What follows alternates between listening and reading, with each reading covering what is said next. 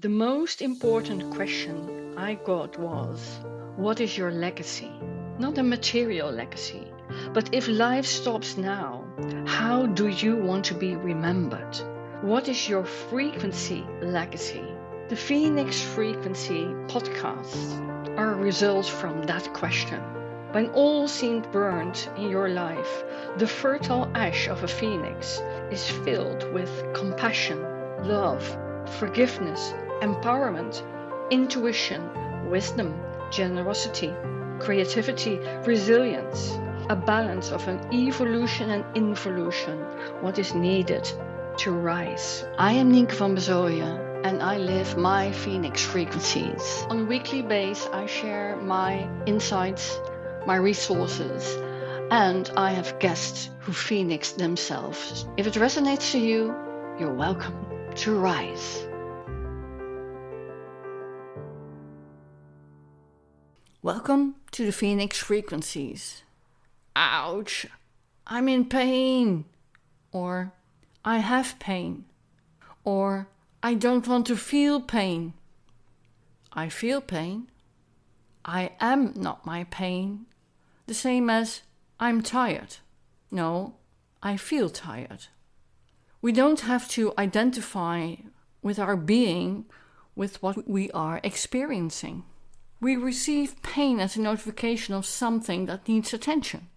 If you bump into something, your body will get a sensation of pressure or at least, a reaction. A physical response is healing through cells becoming active in getting swollen or other symptoms of bruising.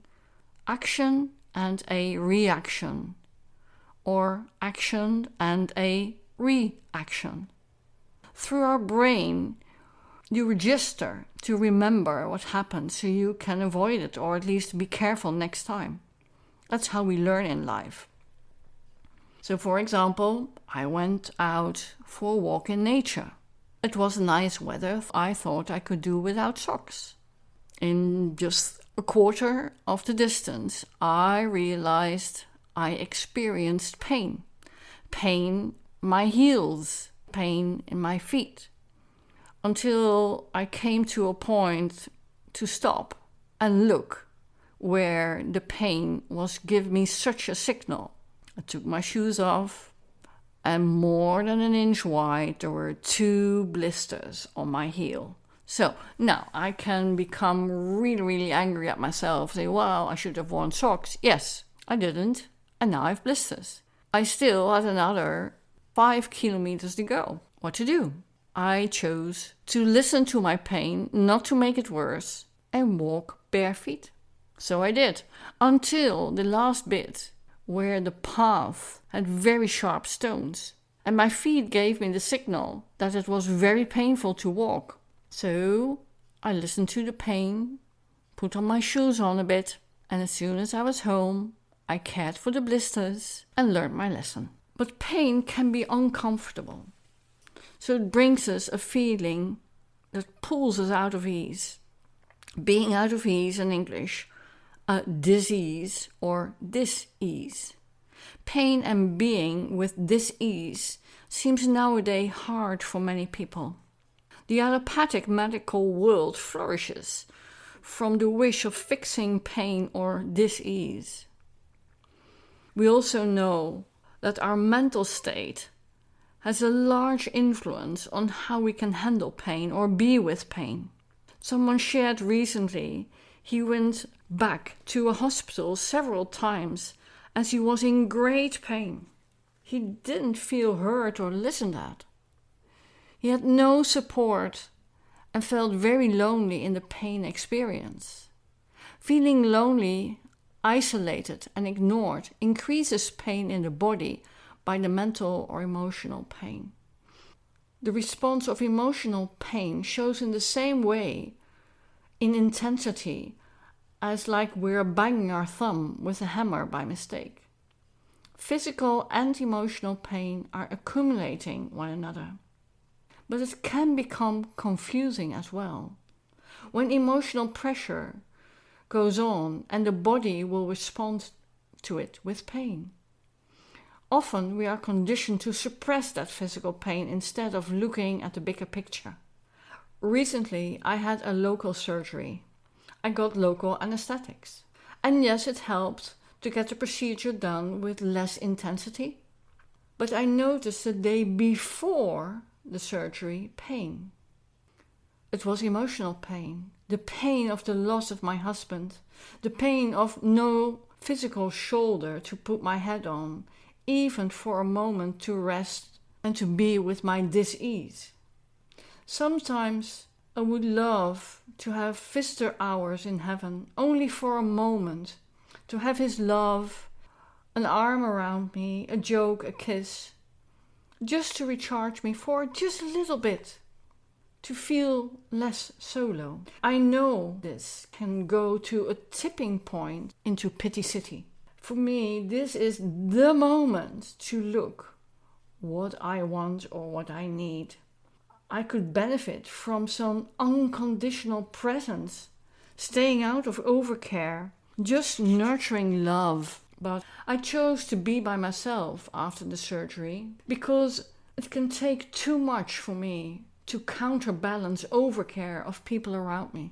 I'd rather be by myself. To avoid going over the tipping point, I reached out to some close friends, although on the other side of the world, because I am free to be with them and they can send me love no matter where they are. And yes, that's not a physical shoulder to put my head on, but I can envision it. And then when the physical pain kicked in a couple of hours later, instead of the inner scream of help, I chose to say, hi. Pain called me and I chose to listen and answer. Pain wanted me to sleep, so I slept. Pain could do with some gentle rinsing of the wounds, no harsh disinfections. The pain told me it didn't want to stay for a long time, but in order to make that happen, it needed to have collaboration in the healing journey. Pain didn't show up for me to suffer. It's easy to label it like that. But what if the pain can be only the messenger? Don't shoot the messenger. Listen to what's really needed. Sleep, rest, change of food or medication for some pain relief so the mental scratch doesn't have to become a permanent scar. I learned pain and I can be a perfect team in case of emergency. Emotional scars I can sometimes handle with compassion, but being with isolation or feeling isolated, it's something different. I know this can be difficult for me, and it's never really easy to be with. It's work in progress. And also here, suppressing that pain is never a true, sustainable solution.